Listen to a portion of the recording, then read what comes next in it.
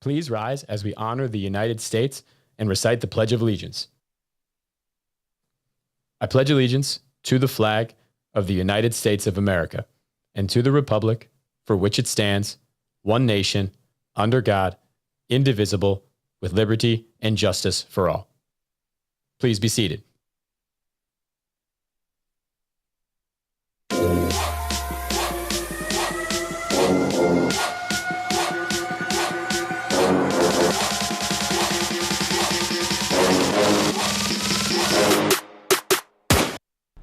Welcome to Ramzone, your fast break into everything happening across professional sports. I'm Jacob Lifshey. And I'm Jake Rubin. We've got top plays, game analysis, predictions, and a hot take to close things out. Let's get started.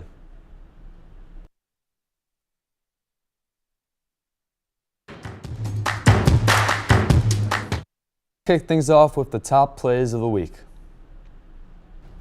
Coming in at number 3, we head to Olympics hockey. Canada and Czechia are in overtime as Mitch Marner splits the defense and nets the backhand to win it for Canada as they advance to the semifinals. Coming in at number 2, we have Scottie Scheffler at Pebble Beach. Scheffler hits this beautiful approach shot to set himself up for his third birdie of the day as he'll finish 4th in the Pro-Am. Look at that, right next to the pin. And at the number 1 spot, we head this week back to the Olympics. This time in men's moguls as Ikuma Horishima of Japan catches an edge and backflips. He then loses his balance but is somehow able to get back up and finish the race backwards to take home the silver medal. Incredible stuff there. Yeah, for sure. Those were the top plays of the week, but now let's break down one matchup that has everyone talking.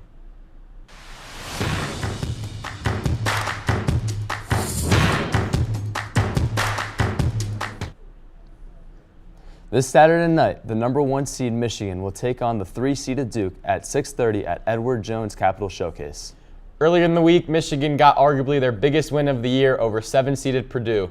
Senior forward Yaxel Lendeborg leads the way for the Wolverines as he has the most points and rebounds per game on the best team in the entire nation.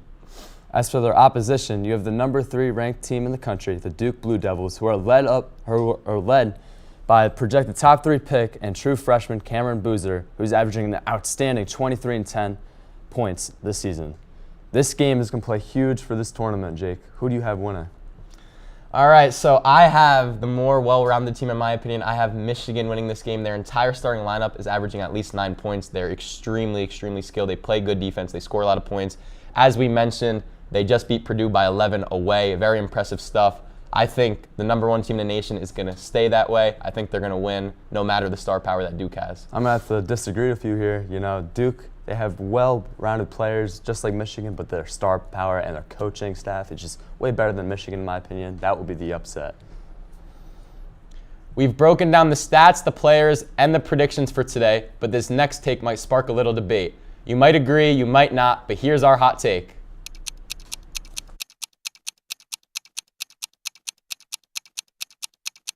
Our hot take is that we both think the NBA dunk contest should be abolished, all right? It's an absolute joke.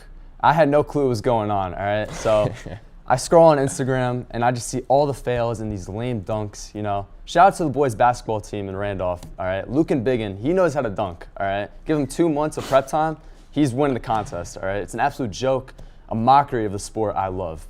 Listen, I'll say this. It's either going to need to be abolished or we need to somehow find an incentive for the stars to play.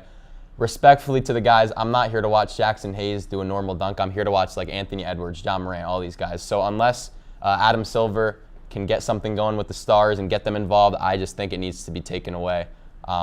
Besides that, the All-Star game was great though. So yeah, it was pretty good. Entertaining. Mm-hmm. And that's going to do it for this edition of Ramzone. Thanks for tuning in. We'll be back next week with more highlights, debates, and hot takes.